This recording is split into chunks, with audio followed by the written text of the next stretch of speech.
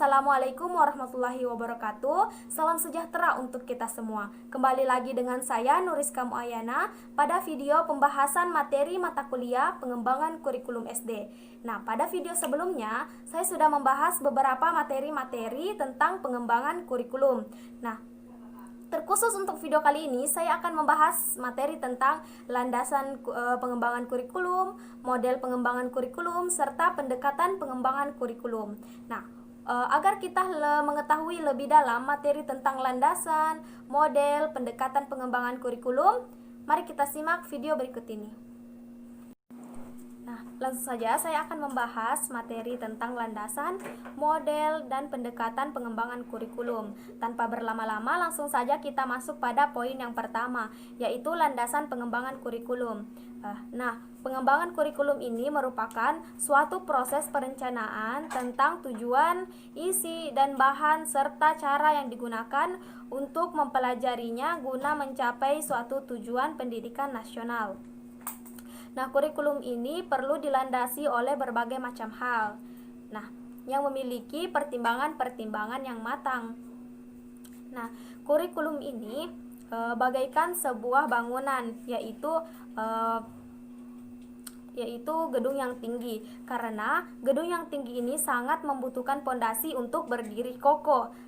Begitu pula dengan kurikulum sangat membutuhkan pondasi, yaitu landasan agar bisa berdiri kokoh.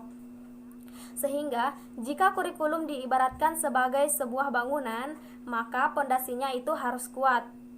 Jadi apakah pondasi-pondasi itu yang bisa membuat bangunan tersebut kuat, atau apakah landasan-landasan itu yang bisa membuat kurikulum itu kuat atau kokoh?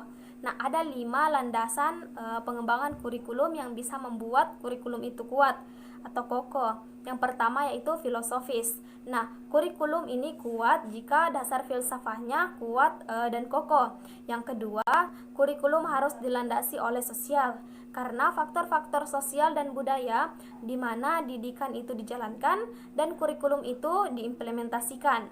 Nah, yang ketiga yaitu yang harus kuat dan kokoh dalam pondasinya, yaitu teknologi, kemajuan iptek yang harus dibangun untuk memperkokoh bangunan kurikulum itu. Yang keempat yaitu di individual atau siswa itu sendiri.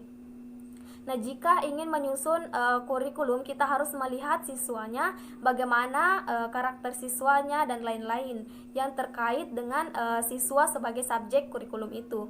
Yang kelima yaitu teori belajar. Nah, bagaimana kurikulum itu dilaksanakan, diimplementasikan dalam suatu proses pembelajaran yang berkualitas.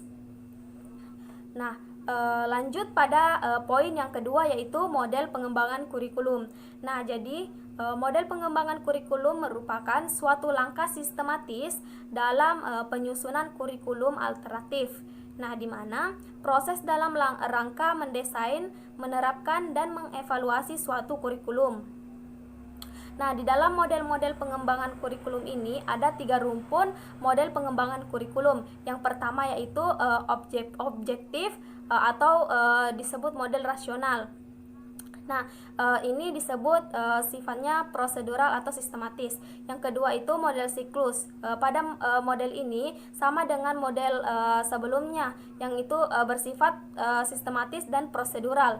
Tapi pengembangan model ini tidak selesai dalam tahap evaluasi, tapi berlanjut pada tahap awal dan seterusnya. Yang ketiga yaitu model dinamis, di mana model ini berbasis data, di mana setiap data mengacu pada kecukupan data atau informasi, dan proses pengembangan kurikulum bersifat terintegrasi antar komponen pengembangan kurikulum.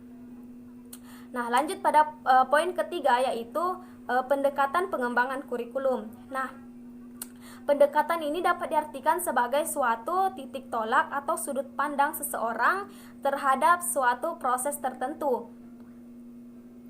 Nah, dengan demikian pendekatan pengembangan kurikulum ini merujuk pada titik tolak atau sudut pandang secara umum tentang proses pengembangan kurikulum.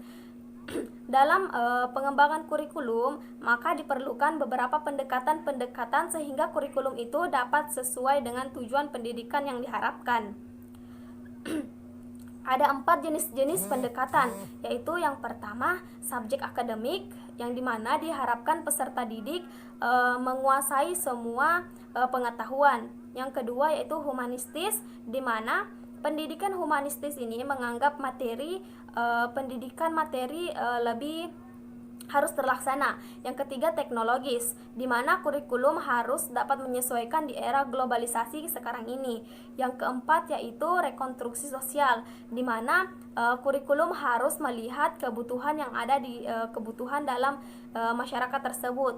Nah, cukup sekian dari saya. Mungkin itulah beberapa materi yang dapat saya sampaikan pada video kali ini. Semoga bermanfaat untuk teman-teman dan saudara-saudara sekalian.